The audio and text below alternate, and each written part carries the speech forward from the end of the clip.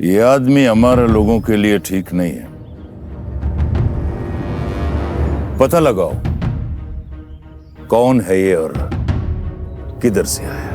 हमने पहले ही पता लगा लिया इसका खान जी कि शहर से आया है, बहुत पढ़ा लिखा है, अब कोई प्रोफेसर है, बीवी बच्चा कोई नहीं है, अब अपना जिंदगी से मायूस है।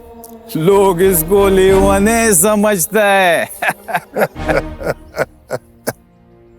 नहीं शबरेज नहीं, लेवाने नहीं है ये, बहुत खतरनाक आदमी है। तालीम इंसान को शऊर देता है, अगर ये शऊर तुम्हारे पास है तो तुम लोगों पे हुकूमत कर सकता है, और अगर ये शऊर लोगों के पास चला गया तो समझो तुम्हारा हुकूमत पलट गया। हाँ जी, कहीं इसको पता ना लग जाए कि बिजली एक बहाना है। बिजली का बहाना बना के हम नहीं चाहता कि इस गांव में बाहर का लोग आए, ताकि जो कुछ चल रहा है वो ऐसे ही चलता रहे। इसीलिए इस पे नजर रखना बहुत जरूरी है। हाँ,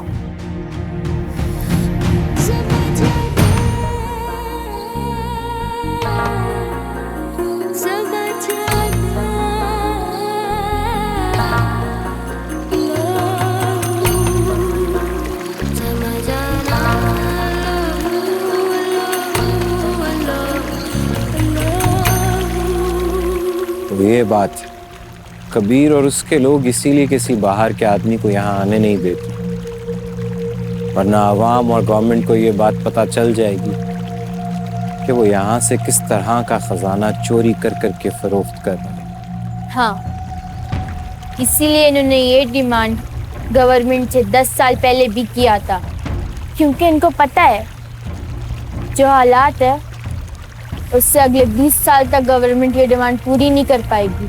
लिहाजा ना कोई आएगा, ना किसी को इल्म होगा कि जो कुछ अवाम की मलकियत है उस पर कब्जा करके बैठा हुआ है और बेच बेच के खा रहा है। पोलियो वर्कर के नाम पर किसी भी बाहर के शख्स को गांव में आने नहीं देता। अब तो ये बात गांव वालों के दिमाग में भी बैठ गई है कि जब तक बिजली नहीं आती तब तक पोलियो वालों या किसी भी मकसद से गवर्नमेंट वालों को आने नहीं देगा। क्योंकि अगर गांव में बिजली आ गई, बाहर के लोग आना शुरू हो जाए और इनकी कहानी खत्म हो जाए। हाँ, और ये लोग पकड़ा भी जाएगा। नहीं,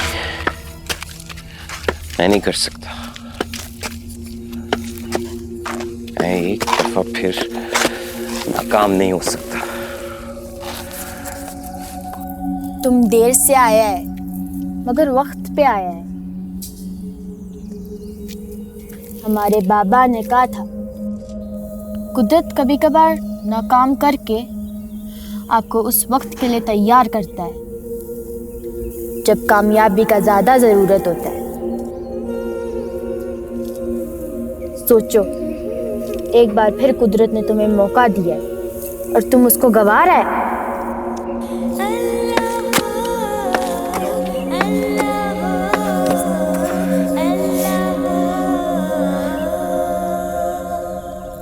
हम क्यों इजाजत नहीं देगा? हम तो खुद ये चाहता है कि पोलियो का टीम हमारे गांव में आए और हमारे बच्चों को पोलियो का कतरा पिलाए ताकि हमारा बच्चा माजूर होने से बच जाए। हाजी साहब ठीक कह रहे हैं। आज से 15 साल पहले भी यही मसला खड़ा हुआ था।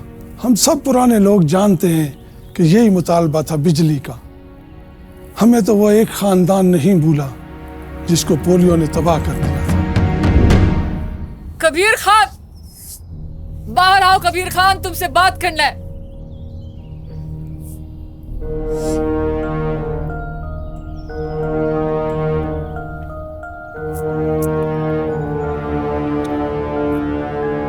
क्या बात है, क्यों शोर मचाया हुआ है? गांव में पोलियो का वायरस आया हुआ है। तो हमारा बेटी को कतरा पिलाना है।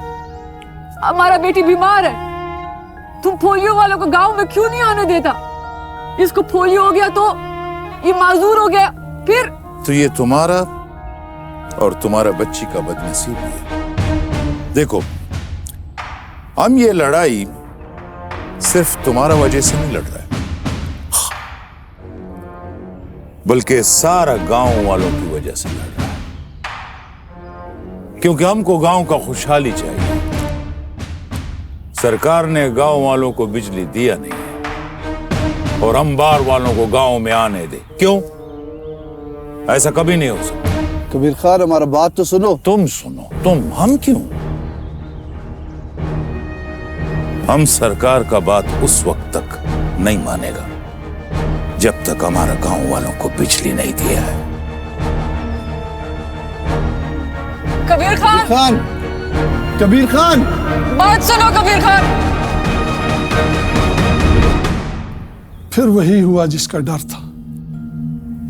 उस औरत की बच्ची को बुखार हुआ है। बच्ची को डॉक्टर के पास अस्पताल लेकर गए। डॉक्टर ने उसको एक दिन अस्पताल में रखा है और फिर उसका टेस्ट किया है।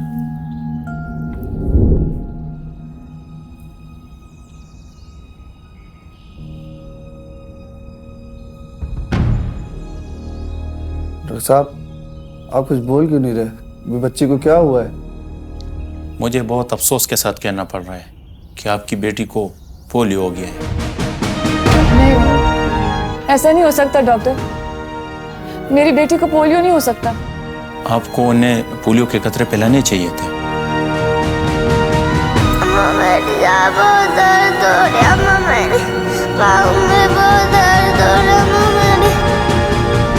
आप लोग अपने बच्चों को खुशहाल, खुश, खेलता कूदता भागता दौड़ता देखना चाहते हैं या फिर माजूर?